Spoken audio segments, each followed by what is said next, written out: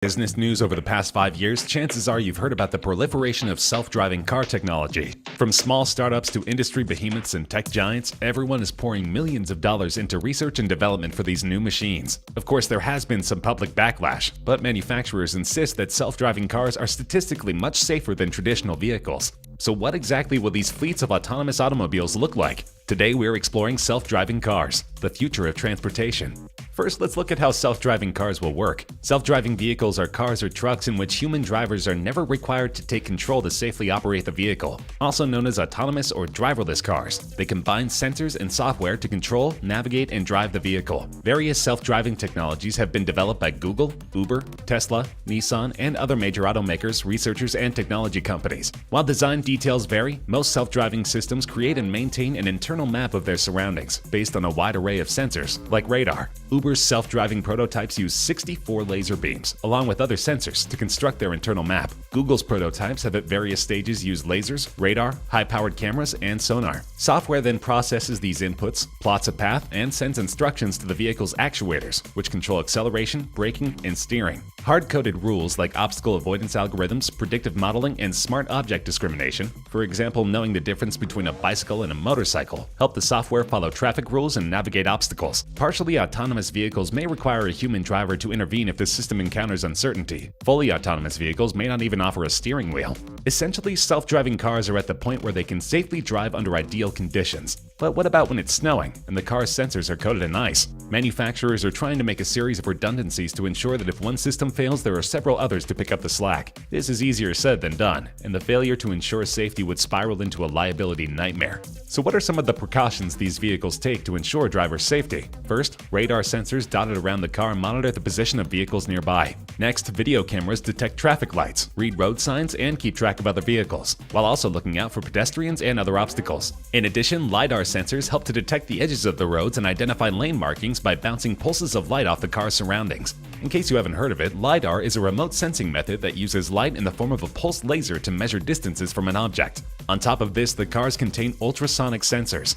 These are planted in the wheels and can detect the position of curbs and other vehicles when parking. Finally, a central computer analyzes all of the data from the various sensors to manipulate the steering, acceleration, and braking. So how effective are these systems? It turns out extremely effective. Were public hesitancy not a factor, every car on the road would be replaced with an autonomous vehicle within a couple of years. Every truck would be fully autonomous by now, and there would be no Uber or Lyft drivers, only autonomous cabs. Accidents would happen and people would still die as a result. But by some estimates, 90% of traffic fatalities around the world could be prevented with autonomous vehicles. Autonomous cars may need to recharge, but they don't need to sleep, take breaks, and they are single-mindedly concerned with carrying out the instructions in their programming. We fall asleep, we drive drunk, we get distracted, or we're simply bad at driving, and the consequences are both costly and deadly. A little over 1 million people die every year on the road around the world, and the move to autonomous commercial trucking alone could cut transportation costs for some companies in half. Yet the public is not convinced, and they become more skeptical with each report of an accident involving a self-driving car. Most famously, one of Uber's self-driving prototypes killed a pedestrian in 2018. This was a huge public relations setback for the whole industry, but manufacturers are taking every possible precaution. On top of the impressive list of technological features, scientists are also using AI to teach cars how to drive. A novel model developed by MIT and Microsoft researchers identifies instances in which autonomous systems have learned from training examples that don't match what's actually happening in the real world. Engineers could use this model to improve the safety of artificial intelligence systems, such as driverless vehicles and autonomous robots. The AI systems powering driverless cars, for example, are trained extensively in virtual simulations to prepare the vehicle for nearly every event on the road.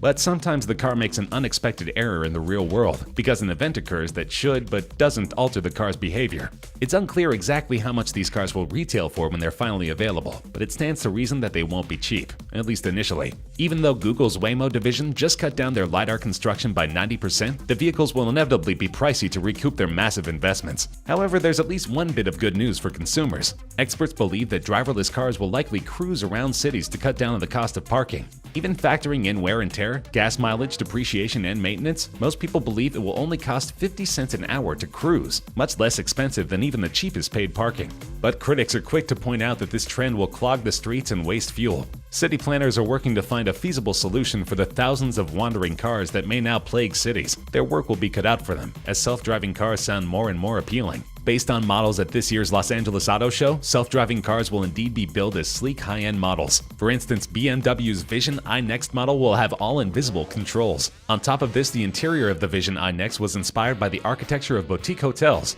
Rather than a traditional car layout, the cabin transforms into a lounge, with seats that swivel to face each other, allowing for easier communication with passengers. Instead of screens or buttons, there are touch sensors that are invisibly integrated into the front dash, as well as the rear seats. Occupants of the car can access the car's function by either pressing or drawing on the wood or fabric. So when can we expect to see these cars on the road? Though there are dozens of companies in the race, we'll explore the top handful of contenders.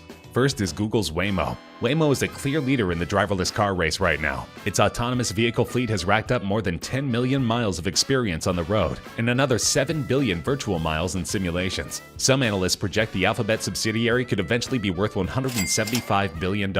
It's also one of the only companies that has a permanent autonomous ride-sharing program already set up in a city. While other companies are testing limited routes in cities, Waymo's early rider program allows people in Phoenix, Arizona to use its self-driving vans the way they would use any other taxi service, to go back and forth to school, work, or the grocery store and run errands. The company has also tested out pricing options, though it isn't charging its volunteer riders. It's one of the first programs of its kind, and in 2019, Waymo will ramp it up. The company says it will launch a commercial version of the early rider program at the very end of 2019 in multiple cities. If Waymo meets its timeline, it will likely have the largest self-driving ride-hailing service in operation next year. Most see General Motors as the runner-up in this race. GM already has a fleet of self-driving vehicles that it's been testing through its Cruise Automation subsidiary, and the automaker has plans to begin mass-producing fully autonomous cars without steering wheels or pedals starting in 2019. General Motors says it intends to launch its own commercial ride-hailing service in 2019, starting in San Francisco. The company hasn't shared all the details yet, but did say it plans to charge passengers about $1.50 per mile, which is about 40% lower than most human-operated ride-hailing services charge. And coming in third place is Uber. Uber is no stranger to the ride-hailing business, of course, and it has always had its eye on developing self-driving technologies, with the idea that it would eventually launch an autonomous version of its popular service. Those hopes were stalled after one of the company's autonomous vehicles was involved in a fatal crash in Arizona earlier this year. Shortly after that, Uber paused its program, which left its autonomous vehicle ambitions up in the air. But recently, the company applied for approval in Pennsylvania to begin testing its self-driving vehicles again. The company says it has improved its software and that its systems now detect people and objects sooner and react to them faster. The reboot of Uber's program comes on the heels of its recent deal to partner with Toyota on autonomous vehicles.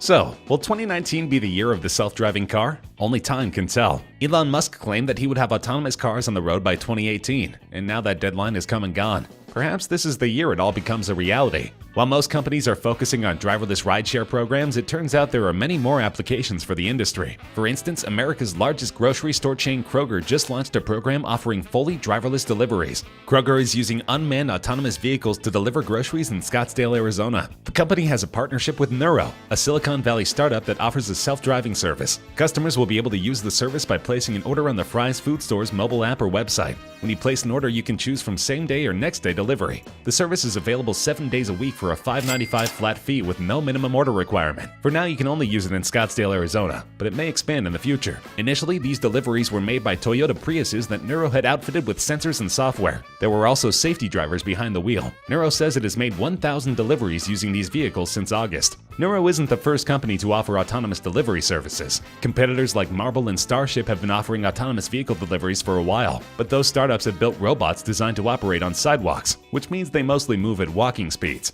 By contrast, Nuro vehicles are designed to operate on public streets. They can move up to 25 miles per hour, allowing them to cover a larger area and get goods to customers more quickly. So where is all of this headed? Now that driverless cars seem like an inevitability, what can we expect in the future? Self-driving vehicles will change the nature of our cities. We will likely need fewer parking spaces, and maybe less likely to buy cars. Today, most cars sit unused 95% of the time. If we cut this in half, we'll need fewer cars. With these possibilities on the horizon, it's no surprise that 3/4 of consumers are excited about self-driving vehicles, and 2/3 say they're willing to trade out their current vehicle for a self-driving one.